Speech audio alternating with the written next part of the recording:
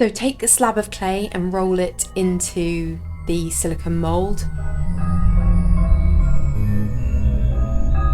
And then in a weaker area like the stem here, I'm building up the clay. Then I gently peel the mould away to reveal a really nice detailed leaf form.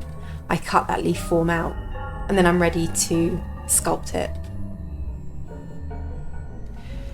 I use pieces of foam really to just prop up this flat piece into a more sculptured, undulating surface. And then I leave it to dry until it's a leather hard consistency so that I can work with it.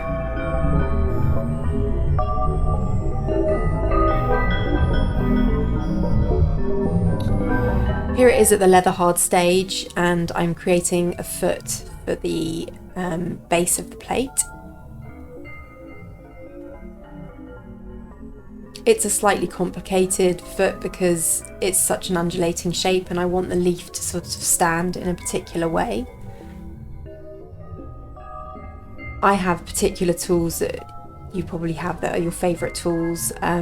This one in particular is a fun one that I made myself, which is the end of a paintbrush with a bit of foam on the end, which is really great for getting into nooks and crannies when you can't get your finger in there to sort of smooth the clay over and smooth joins. Here's me with my maker's mark, which is just me scoring my initials into the base of the plate. I'm actually really happy with the simplicity of that. And then I'm cutting the excess off of the plate so that hopefully it will stand at the right angle. This is a bit of guesswork, and it takes a bit of time to get used to the right angle that you want your plate to sit at. Here I'm just pushing down the work.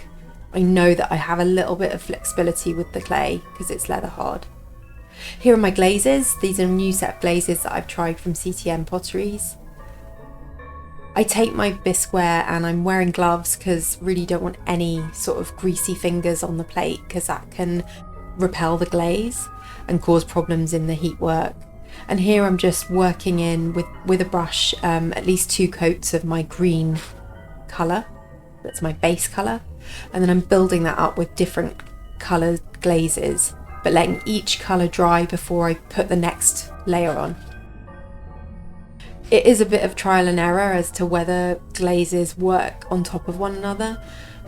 They generally do, but it's worth experimenting a little bit if you get a chance to do a bit of a test in one of your firings, just to get a sense of what a glaze trail, what might occur, how these glazes might react together.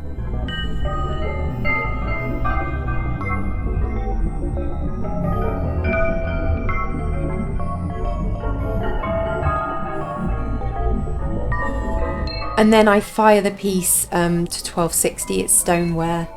The program that I used is it's very slow firing that took about 13 hours, going up 100 degrees an hour to about 1180.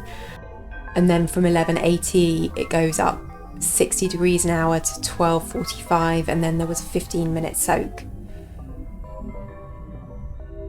Just make sure that you wipe clean the base points, the points that will make contact with the kiln shelf, so glaze doesn't get on the shelf during the heat work and stick to the shelf.